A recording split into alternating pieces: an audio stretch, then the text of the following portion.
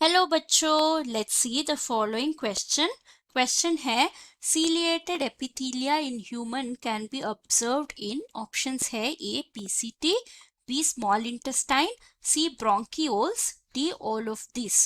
सो इस क्वेश्चन का की कॉन्सेप्ट है हमारा एक टाइप ऑफ एपिथेलियम सेल, वो है सीलिएटेड एपिथेलियल सेल्स के बारे में।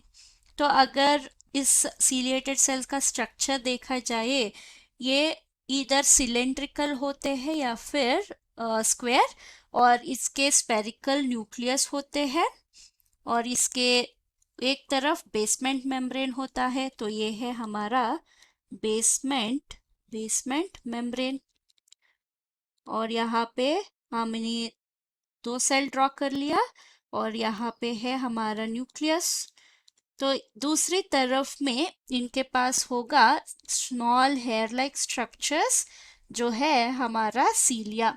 तो ये है हमारा सीलिया। इसका फंक्शन क्या है? ये विप्लैश मूवमेंट शो करता है, विप्लैश लाइक मूवमेंट। तो इससे क्या होगा?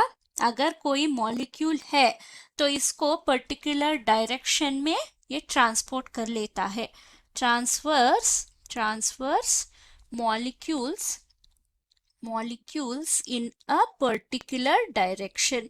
तो अगर ये नोस में है तो रेस्पिरेटरी ट्रैक्ट में है, तो ये डस्ट पार्टिकल और म्यूकस को out of the body throw करने की कोशिश करेगा। अगर हमारे फेलोपियन ट्यूब में है तो ये एग को टुवर्ड्स यूट्रस जाने के लिए फोर्स करेगा। तो ये सीलिएटेड एपिथेलियम कहाँ कहाँ दिखेगा? ये ट्रेकिया में दिखेगा, ट्रेकिया, ब्रोंकियल ट्यूब्यूल्स में दिखाई देता है, और नेजल कैविटी में भी, नेजल कैविटी।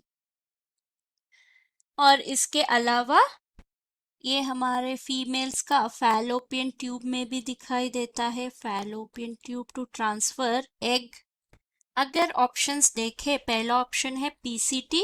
पीसीटी में हमें क्यूबॉइडल एपिथेलियम को देखने को मिलता है, क्यूबॉइडल एपिथेलियम।